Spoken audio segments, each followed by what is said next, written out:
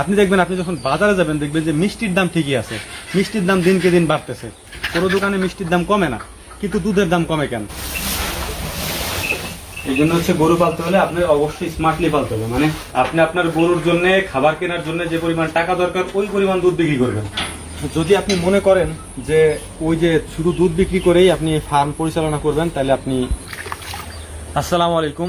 আপনারা অনেকেই একটা জিনিস নিয়ে সমস্যায় ভুগেন, অনেকেই আমার কাছে প্রশ্ন করছেন, আর সেটা হচ্ছে যে অনেকেই আছে যে এলাকাতে আপনারা বসবাস করেন ওই এলাকাতে দুধের দাম কম। হ্যাঁ, এখনো অনেক জায়গায় আছে এরকমটা যে দুধের দাম 50 টাকা, 55 টাকা বা 60 টাকা, যা দিয়ে আপনি বর্তমানে হচ্ছে যে গরু পালন করতে পারতেছেন না, কারণ খাবারের দাম অনেক বেশি। কারণ এক বস্তা ভুসি আগে আমরা কিনতাম হচ্ছে 800 টাকা 700 টাকা করে, আর যা এখন বর্তমান বাজারে হচ্ছে 1800-1900 টাকা মানে হয়ে গেছে আর কি, 33 কেজি বা 31 কেজির বস্তা। এখন এমন অবস্থা আপনি কি করবেন? যেহেতু আপনার গরু পালতে হবে বা আপনি পালেন, এখন আপনি কি করবেন? তো আজকে আপনাদেরকে কয়েকটা পরামর্শ আমি দেওয়ার চেষ্টা করবো। হ্যাঁ, তো আমি যেহেতু কাজ করতেছি কাজের মধ্যে দিয়ে আপনাদেরকে পরামর্শগুলো দেওয়ার চেষ্টা করতেছি। যদি আপনি মনে করেন যে ওই যে শুধু দুধ বিক্রি করেই আপনি ফার্ম পরিচালনা করবেন, তাহলে আপনি ব্যর্থ হবেন, আপনার লস হবে ইনশাল্লাহ। এটা মোটামুটি আমরা বুঝতে পারছি, অনেক দিনের অভিজ্ঞতা, তো এই জিনিসগুলো আমরা বুঝি। এমন অবস্থা আপনার করণীয় হচ্ছে, যাদের গরুতে 10 কেজি 15 কেজির মতো দুধ হয়, হ্যাঁ, তারা আমরা অবশ্যই 2 বেলা দুধ দহন করি। হ্যাঁ, এবং আমরা বেশিরভাগ ক্ষেত্রেই দেখছি যে গরুগুলা একটু বেশি দুধ হয় ওই গরুগুলার বাছুরগুলা তেমন একটা ভালো হয় না, কারণ হচ্ছে 2 বেলা দুধ দহন করা হয়, এবং দুধ দহন করার ফলে বাছুরগুলা একটু রুগ্ন শুকনো হয়। এক্ষেত্রে আপনাদের করণীয় অবশ্যই হচ্ছে 1 বেলার দুধ দহনও বন্ধ করে দেওয়া। হ্যাঁ,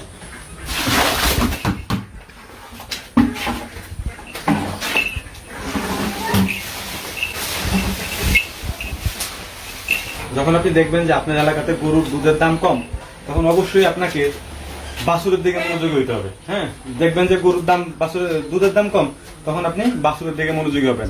তখন দুধ বিক্রির কিছু টাকা আপনি রেখে দিবেন। যেমন আপনি আপনার গরুর জন্য, এটা হচ্ছে খুব কঠিন পরামর্শ, আপনি আপনার গরুর জন্য খাবার কেনার জন্য যে পরিমাণ টাকা দরকার ওই পরিমাণ দুধ বিক্রি করবেন।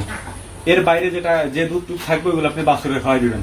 এবং বাছুর যখন 6-7 মাস পরে একটু বড় হবে, তখন আপনি বাছুর বিক্রি করে ফেলবেন। দেখবেন আপনার দুধের টাকা বাছুর দিয়ে উঠে গেছে। এইটা পরীক্ষিত।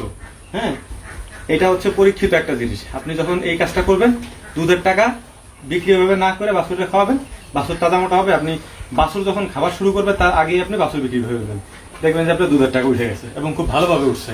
কারণ বর্তমান বাজারে যদি একটা স্বাস্থ্যবান বাছুর থাকে, সেটা যদি যে ক্যাটাগরিরই হোক, মানে যে ক্যাটাগরির বলতে আপনার সেটা বকনা হোক আর ষাঁড় হোক, যেটাই হোক, ওইটা আপনার এমন একটা পর্যায়ে দাঁড়াবে, দাম এখন আছে আর কি। কারণ অনেক এলাকায় আছে মাংসের দাম বেশি, মানে সব এলাকায় মাংসের দাম বেশি, আবার অনেক এলাকায় আছে দুধের দাম বেশি, আবার ম্যাক্সিমাম এলাকাতে দুধের দাম কম। দাঁড়া,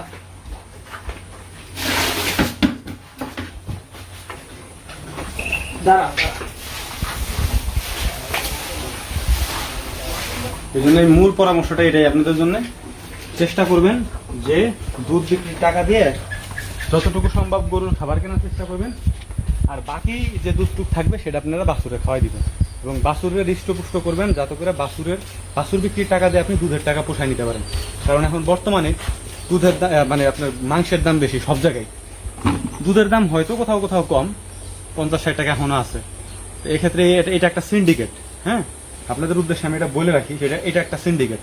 আপনি দেখবেন, আপনি যখন বাজারে যাবেন দেখবেন যে মিষ্টির দাম ঠিকই আছে, মিষ্টির দাম দিনকে দিন বাড়তেছে। কোনো দোকানে মিষ্টির দাম কমে না, কিন্তু দুধের দাম কমে কেন?